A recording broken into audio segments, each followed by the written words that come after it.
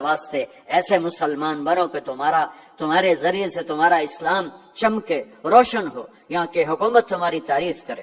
یہاں کی حکومت تمہیں کتنی مذہبی آزادی دے رکھی، کتنی آسانیاں دے رکھی ہیں، تو ان کے ساتھ چیٹنگ مت کرو، ان کو دھوکہ مت دو، ان کے ساتھ فراڈ مت کرو، ان کا ٹیکس نہ چراؤ، ان کو پورا ٹیکس دو، جتنا وہ تمہارا بنتا ہے سارا دو، اللہ تمہیں یہ تمہارا صدقہ بنے گا۔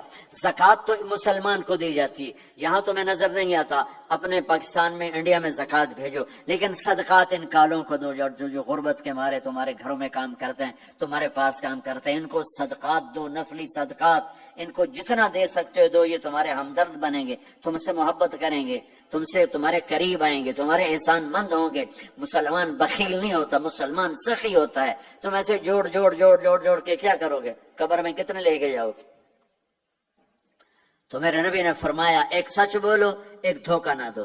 تیسرا فرمایا اخلاق اچھے کرو، حسن خلیقت، اپنے اخلاق اچھے کرو۔ اور چوتھا فرمایا عفت فی طعمت، رزق حلال کمانا، حرام نہ کمانا۔ یہاں آ کے شراب کی دکان نہ کھول بیٹھنا کہ پیسے زیادہ بنتے ہیں، آگ لگا دو اس کمائی کو جس پہ تمہارا اللہ ناراض ہو اور اللہ کا رسول ناراض ہو۔ تمہارا ایک رینڈ جو حلال کا ہے تمہارے لاکھوں حرام کے رینڈ سے زیادہ اللہ کو محبوب اور پسند ہے، اور اس میں زیادہ برکت ہے۔ حرام کھا کے نہ کوئی سکھ کی نیند سوتا ہے، نہ سو سکتا ہے۔ اللہ کو بھولا کے نہ کسی نے چین پایا ہے، نہ پا سکتا ہے۔ یہ چار باتیں آپ لے لیں، میں لے لیں، تو ہماری زندگی یہ بھی خوبصورت، وہ بھی خوبصورت۔ سچ بولنا، سچ بولنا، کسی کو دھوکہ نہ دینا، دیانتداری، اخلاق اچھے کرنا، رزق حلال کمانا۔ حضرت سعد بن معاذ بیٹھے تھے، ہمارے نبی کی نظر پڑی ان کے ہاتھوں پر، ہاتھ بڑے سخت تھے۔ آپ نے کہا تیرے ہاتھ کیوں سخت ہیں؟ کہا جی بچوں کے لیے روٹی کماتا ہوں تو ہاتھ سخت ہو گئے۔ تو آپ نے ان کے ہاتھوں کو پکڑ کے بوسہ لیا ایسے اور فرمایا بچوں کو حلال کھلاتے جو ہاتھ ایسا ہو جاتا ہے اس پہ جہنم کی آگ حرام ہو جاتی۔ ہماری تو کمائی، آپ کی کمائیوں میں سچ اور دیانتداری ہو تو اللہ کی قسم 24 گھنٹے نماز لکھی جائے گی۔ پانچ نمازیں نہیں لکھی جائیں گی، 24 گھنٹے کے سجدے لکھے جائیں گے۔ کام میں، جاب میں، شاپ میں، کاروبار میں، اپنی ملازمت میں اگر آپ سچائی اور دیانتداری والے ہو تو آپ کا ہر لمحہ خوبصورت ہے اور نماز اور بندگی ہے۔ اپنی فیملیز کے ساتھ رہتے ہو، ماں باپ ہیں، ان کی دعا لے لو، بیویاں ساتھ، ان کو عزت دو، احترام دو، گھر والوں کو حسن سلوک سے رکھنا، یہ بہت بڑا ایمان ہے۔ میرے نبی نے فرمایا سب سے اعلیٰ درجے کا مسلمان وہ ہے جو بیوی کے ساتھ اچھا سلوک کرتا۔ پھر آپ نے کہا میں اپنی بیویوں کے ساتھ سب سے اچھا سلوک کرتا۔ تو وہ ایک نوجوان میرے پاس آیا، کہنے لگا کہ بیوی سے جھگڑا بہت ہوتا ہے تو مجھے کوئی تعویذ دے دو۔ میں نے کہا بیویوں پہ تعویذ چلتے ہی کوئی نہیں۔ کہنے لگا کیا کروں؟ میں نے کہا ایک طریقہ بتاتا ہوں۔ کہنے کے بتائیں۔ میں نے کہا ہر دفعہ جب کھانے پہ بیٹھو 2-3 لقمے اپنے ہاتھ سے کھلا دیا کرو۔ کہنے لگا اس سے کیا ہوگا؟ میں نے کہا یہ تو تم بعد میں دیکھو گے کیا ہوگا، تم کرو تو صحیح۔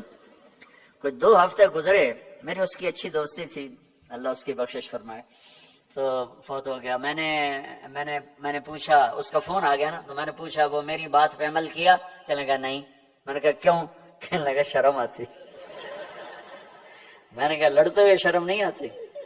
چلو عورت بھی کوئی ذات ہے جس سے لڑا جائے، وہ غصے میں بھی آئے تو کمزور ہے، کمزور سے درگزر کرنا ہی انسانیت ہے۔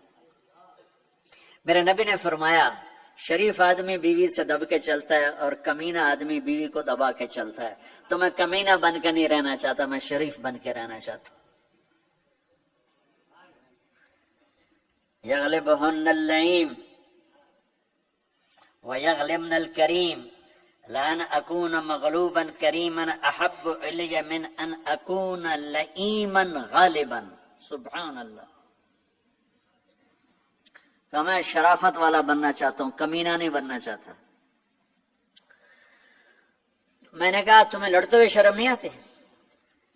گاما پہلوان پنجاب والوں نے سنا ہوگا، بہت بڑا رستم تھا، وہ پارٹیشن کے بعد پاکستان آ گیا لاہور، تو سبزی لے رہا تھا تو بھاؤ تاؤ پہ کوئی ہو گیا جھگڑا، تو وہ دکاندار کے پاس گلاس، اس نے گلاس اٹھا کے مارا گامے کو، اس کے یہاں لگا، خون نکل آیا۔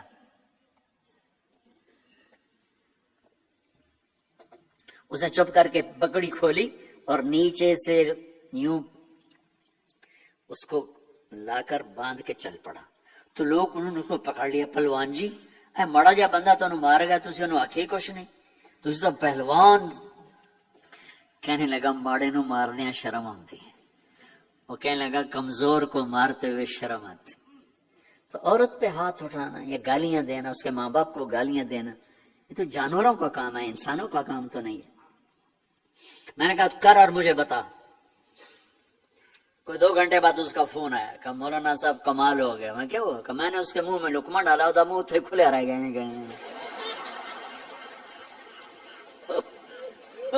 کھلے رہ گیا.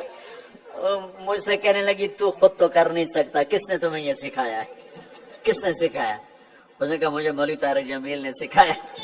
انہوں نے ایسے جھولی اٹھا لی. اللہ مولوی طارق جمیل اور اس کے بچوں کا بھلا کرے جس نے تمہیں انسان بنایا. اپنے گھروں کو آباد کرنا ہے تو اخلاق اچھے کرو, بول میٹھا کرو. بچے ساتھ ہیں ان کو محبت سے لے کے چلو. آپ ایسے دیس میں ہو جہاں ہمارا دینی ماحول نہیں ہے, آپ کو بنانا پڑے گا. اور دینی ماحول بنانا ماشاءاللہ بہت مسجدیں دیکھی, مدرسے دیکھے, بہت خوشی ہوئی. لیکن ماحول بنانے کے لیے کچھ اور بھی ہے, محبت دو. علماء سے کہتا ہوں آپس میں پیار و محبت کی فضا قائم کرو. شدت پہ نہ چلو, نرمی پہ چلو, فتوے بازی پہ نہ چلو, محبت سے چلو. اختلاف رائے کرو, پر اختلاف رائے کو کفر تک پہنچا دینا, حرام تک پہنچا دینا, یہ اہل علم کا کام نہیں ہے. اہل علم ہوتے ہیں جو حلیم ہوتے ہیں, وقور ہوتے ہیں, اور وہ درگزر کرنے والے ہوتے ہیں, محبت کرنے والے ہوتے ہیں, معاف کرنے والے ہوتے ہیں, برداشت کرنے والے ہوتے ہیں. چھوٹی چھوٹی باتوں پہ فتویٰ بازی اس سے بچو. اللہ تعالیٰ نے جو ہمیں یہ تبلیغ کا کام دیا ہے, اس میں آپ سب سے نیت کرواتا ہوں کہ 4 مہینے لگانے کی سارے نیت کر لو.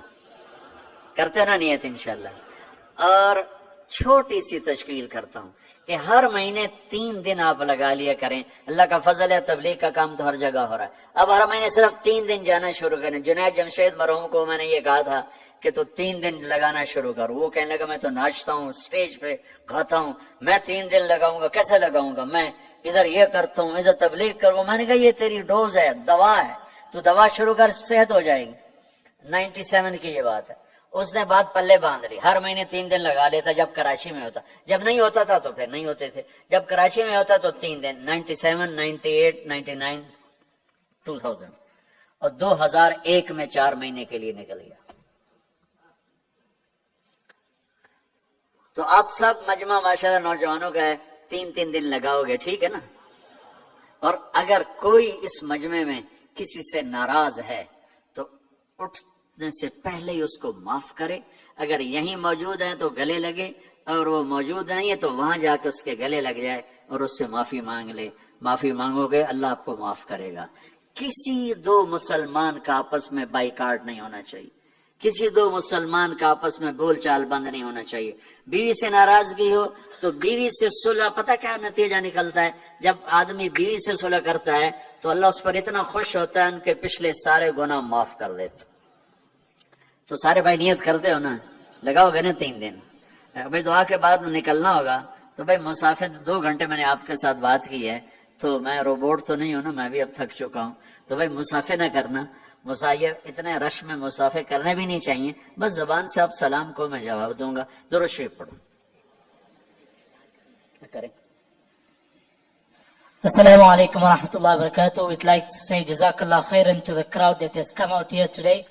MashaAllah, Hazrat Swaziland se log aaye hain, Botswana se aaye hain, Lesotho se aaye hain, اور کافی بڑی بڑی تعداد میں آئے ہیں ماشاءاللہ. اور لوگوں نے کہا ہم پاکستان سے بھی آئے ہیں اور انڈیا سے ماشاءاللہ. So we'd like to place on record our sincere appreciation to all the people who have come from far and wide to attend today's program. May Allah subhanahu wa ta'ala reward you and bless you. Secondly, we'd like to thank Radio Islam International for transmitting today's program live on all platforms and also providing the English translation at the adjacent hall. We'd like to thank Maulana Suleiman Mullah Saab for availing himself, as well as Maulana Ibrahim Bam Saab for taking out their time to do the translation today. I mean, they really wanted to be in the crowd today and listen directly, but they took out their time to translate for the people. We'd like to place on record our sincere appreciation to the Jamiatul Ulama South Africa, Rauf Foundation, and lastly Brother Yunus Solomon for providing the video feed which was broadcasted to over 100 countries in the world as we were speaking. Jazakallah khairan. Lastly, Asr Salah sets in at 3:51. Please perform your Asr Salah. Asr Salah namaz padh ke jaiye. Do not let it become qada. Jazakallah khairan. Assalamu alaikum wa rahmatullahi wa barakatuh. درود شریف.